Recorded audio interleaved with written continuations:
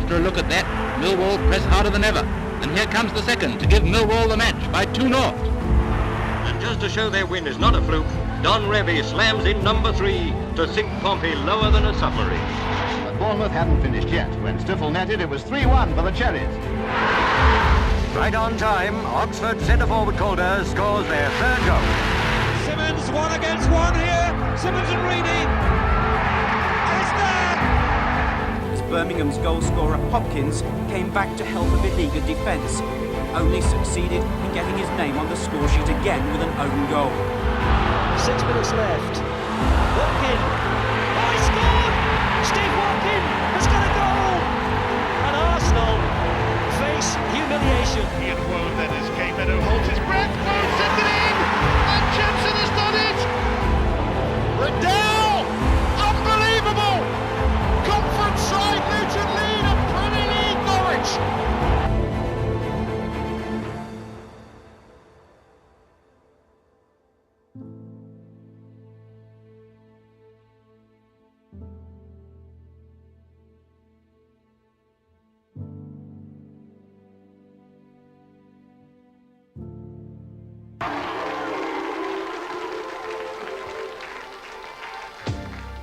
Especially for you, I wanna let you know what I was going through. All the time we were apart, I thought of you. You were in my heart, my love never changed. I still feel the same. Especially for you, I wanna tell you I was feeling that way too. And if dreams were wings, you know, I would have flown to you, to be where you are. No matter how far, now that I'm next to you. No more dreaming about tomorrow. Forget the loneliness and the sorrow. I'm gonna say it's all because of you, and now we're right together. I wanna show. But first it's Sutton against Coventry. Non-league Sutton playing in the third round for the third time. Coventry currently 5th in the First Division. John Motson commentates.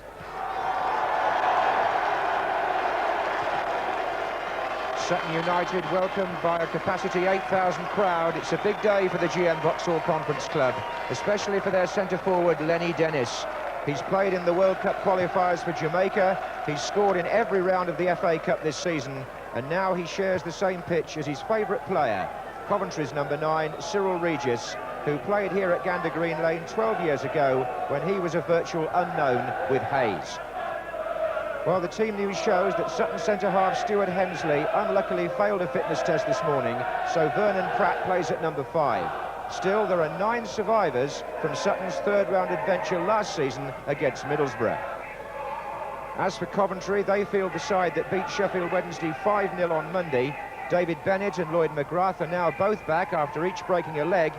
So there are 7 survivors from the cup-winning team of 2 seasons ago, plus Keith Houchin, who is one of the subs today. And McKinnon to Stevens. And both Dennis and McKinnon here against Kilcline for the moment. This is McKinnon, 3 waiting and a corner. Well, what a good time this would be to get a goal, especially for the part-timers. Pratt and Golly in the 6-yard box waiting. And Golly, and Rains, and a goal! And they have done it! And Tony Rains, the left back, is the hero of Sutton, for the time being at least. Now this morning, on a bleak park pitch, just behind the ground, they were working on this corner, and how it's paid off. The man to flick it on is Golly. And Rains, the number 3, puts that header past the man on the line. Kilcline and Sutton are in front. It's the 42nd minute, and Kilcline couldn't keep it out. He only helped it in.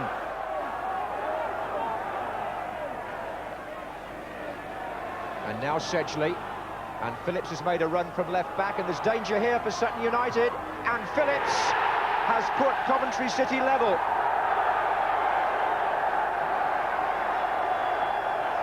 After 52 minutes, the Welsh international timing his run perfectly from deep. This was a splendid run by Phillips. Look at the way he bisects those two defenders, and he gets on the end of it on his right foot, which he favours, although he's playing left back today, and he turned that comfortably past Trevor Roffey. So 7 minutes after half-time, Sedgley made the running here for Coventry, saw what was on, placed that ball perfectly in the space, and David Phillips scores. Kilcline was stretching a bit there, and happy in the end to just get it away. Mickey Stevens takes the corners on both sides, so we could look for another good delivery from him. Here's Dawson. Oh, and driven in! And number 11, Matthew Hanlon, followed that in.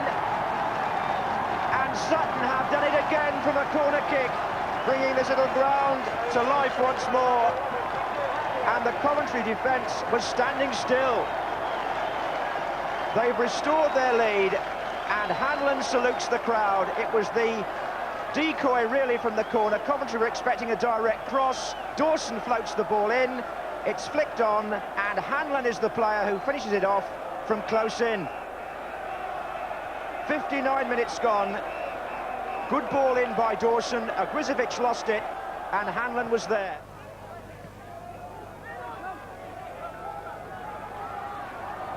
Smith. And there goes Speedy, and here comes Regis, surely! Oh! How did he miss that? Speedy to Sedgley. Now then, Coventry have got a break. They've got 5 players to his right. And off Golly, and they appeal for handball, but it's given the other way against David Speedy. To the mighty relief of Sutton United.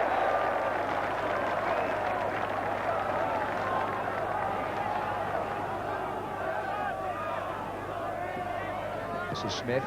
It's a teasing cross. Houchin's up there, and Roffey onto the bar, and Sedgley now. Play on, and McGrath and Bennett get in each other's way. How did that stay out? Sutton have got some anxious defending to do yet, that's for sure.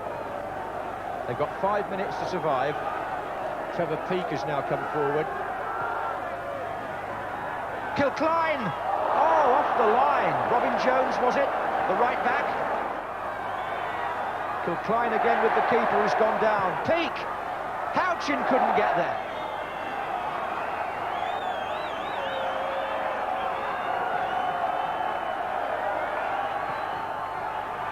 Peake off the line again, this time I think by Rogers. Smith wide again, sliced, and there it is.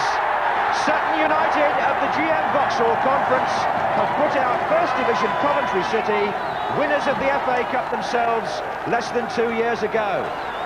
Barry Williams' finest moment, and what a moment to enjoy for the fans of this Surrey side down in the stockbroker country. They've had their moments before, but never one like this. Twice in front, the second time they were able to hold on. Both goals from corners, and Sutton United write their name all over the third round of the FA Cup in 1989, following in the footsteps of teams in the past from outside the league who put out First Division opposition. There haven't been too many. When it happens, it's headline news, and the headlines today belong to Sutton United and Barry Williams. Wonderful scenes here. Barry Williams started his programme notes with a verse of poetry today, and he may feel that there's something poetic about the way his side went out and defeated a First Division side.